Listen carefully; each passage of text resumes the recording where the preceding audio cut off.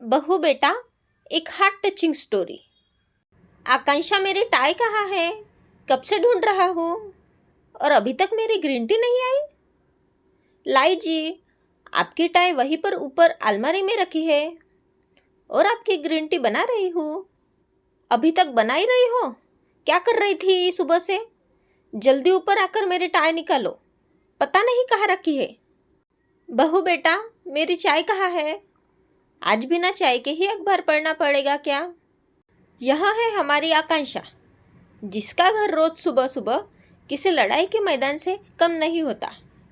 मानसी जी, आकांक्षा की सास की तबीयत जब से ज़्यादा खराब रहने लगी है, तब से घर की सारी जिम्मेदारियां आकांक्षा के ऊपर आ गई। छोटा बच्चा भी अभी सिर्फ 1 साल का है, तो उसकी देखभाल, घर के सारे काम, मानसी जी की देखभाल, समय पर दवाइयाँ, समय पर खाना और यहाँ तक कि बाजार से सामान लाने की जिम्मेदारी भी आकांक्षा की ही है। बहू, दूध का बर्तन देना जरा, दूध वाला आया है, मैं ले लेती हूँ। अरे माँ, आप क्यों उठ कर आई? मैं जा रही थी लेने। आप चलिए, कमरे में आराम करिए, मैं ले लूँगी। मानसी जी को रसोई में आया देख आकांक्षा ने कहा। मानसी जी हार्ट पेशेंट है और अभी कुछ दिनों पहले ही उन्हें हार्ट अटैक आया था, तो डॉक्टर ने ज़्यादा से ज़्यादा आराम करने के लिए कहा है। इसीलिए मानसी जी पहले की तरह आकांक्षा की मदद भी नहीं कर पाती है। आकांक्षा जब देव से शादी करके आई तो मानसी जी से हमेशा डरी डरी रहती थी, लेकिन मानसी जी की हंसमुख और सौम्य स्वभाव के कारण आकांक्षा का सास के प्रति डर खत्म हो गया और उसकी जगह प्रेम और मित्रता ने ले ली। आकांक्षा और मानसी जी सास बहू कम और सहेलियां ज़्यादा लगती थी। माँ, आप बस राज को थोड़ी देर संभाल लीजिए, मैं सब देख लूँगी, आकांक्षा ने बच्चा मानसी जी को देते हुए कहा और फिर भाग भाग कर सारे काम खत्म किए। देव, आकांक्षा का पति, ऑफिस चला गया। पिताजी टहलने और अपने मित्रों से मिलने चले गए। आकांक्षा अपनी चाय का कप लेकर मानसी जी के कमरे में आ गई। माँ, राज सो गया क्या? हाँ बेटा, सो गया। बैठो तुम मेरे पास इधर। और यह सिर्फ चाय क्यों? तुम्हारा नाश्ता कहाँ है? माँ, अभी कुछ खाने का मन नहीं है। सुन बेटा, शरीर को मशीन मत बना, थोड़ा खुद को भी 2 पल का समय दे। क्यों सबके पीछे इतना दौड़ती है? सब छोटे बच्चे थोड़ी ही हैं, अपना काम खुद कर सकते हैं। माँ, आप क्यों परेशान हो रही है? छोड़िए यह सब बातें। बताइए, आज लंच में मैं आपके लिए क्या बनाऊं? दलिया बना लो बेटा, जल्दी बन जाएगा और तुम्हें भी थोड़ा समय मिल जाएगा अपने लिए। तभी दरवाजे से अंदर आते ही रमाकांत जी, आकांक्षा के ससुर, बोले, आज दलिया नहीं, मटर की कचौरी और हरे धनिया की चटनी बनाना बहू। सर्दियों के मौसम में मीठी मुलायम हरी मटर की बात ही कुछ और है, हर समय थोड़ी ही मिलती है। मैं तो यह बेस्वाद दलिया नहीं खाऊंगा। कोई बात नहीं पिताजी, आज आपके लिए बेस्वाद दलिया नहीं, बल्कि मटर की कचौरी और तीखी मीठी दोनों चटनी के साथ मिलेगी।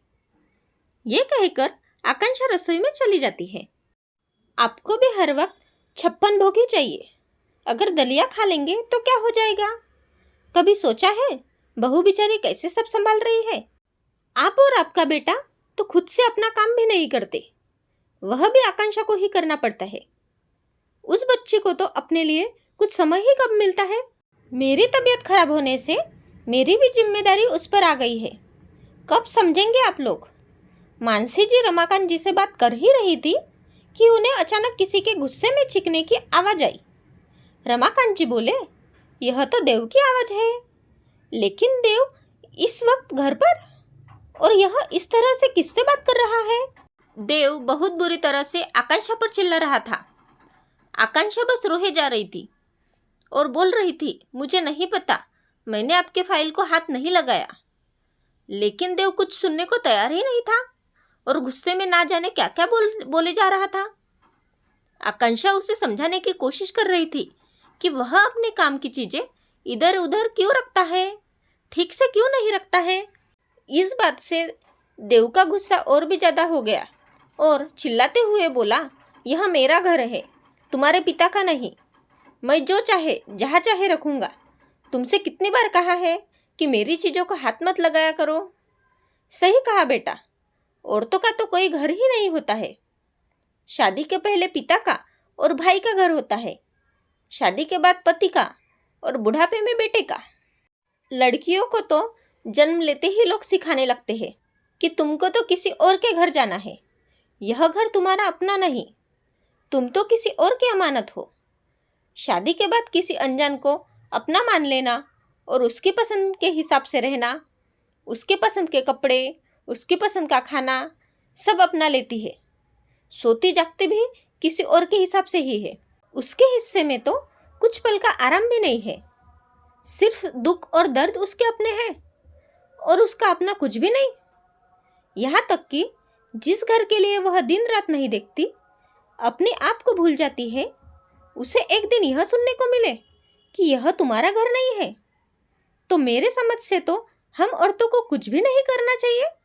हम क्यों दूसरों के लिए परेशान हो? माँ, आप यह क्या बोल रही है? मेरे कहने का यह मतलब नहीं था। मेरी एक फाइल नहीं मिल रही है, ऑफिस में भी नहीं थी, तो मुझे लगा आकांक्षा ने कहीं रख दी है और मैं उस फाइल के बिना मेरी मीटिंग भी कैंसिल हो गई। देव ने कहा, तो उसमें बहू का क्या दोष है? तुम्हारी माँ सही कह रही है, बोलने से पहले सोच लिया करो किससे क्या बोलना है। बहू सुबह से ही घर के कामों में लग जाती है, रात को भी हम खा पीकर आराम कर रहे होते हैं, लेकिन तब भी वह कामों में ही लगी रहती है। यहाँ तक कि अगर हमें पानी भी चाहिए तो हम खुद नहीं लेते, बल्कि बहू को आवाज़ लगा देते हैं, जैसे वह इंसान नहीं कोई मशीन हो। हम यह भी भूल जाते हैं कि जैसे हमें किसी के गलत व्यवहार से दुख होता है, वैसे ही उसे भी होता होगा। तुम तो सुबह तैयार होकर ऑफिस के लिए निकल जाते हो, कभी भी यह सोचा है कि तुम्हारे पीछे तुम्हारे माता पिता, बच्चे और घर का ध्यान कौन रखता है? ऑफिस से आने पर भी गर्मा गर्म चाय, नाश्ता, खाना सब मिलता है, उस सब की व्यवस्था कौन करता है? सिर्फ बाहर जाकर पैसे कमाने से यह समझ लेना कि यह घर सिर्फ तुम्हारा है, कहाँ तक सही है? इसीलिए मैं बहू को हमेशा बहू बेटा बुलाता हूँ, क्योंकि वह बहू की तरह घर की देखभाल करती है और एक बेटे की तरह हम बूढ़े माँ बाप की जिम्मेदारियां भी उठाती है। तुम्हें तो अपने माता पिता का हाल तक पूछने की फुर्सत नहीं है।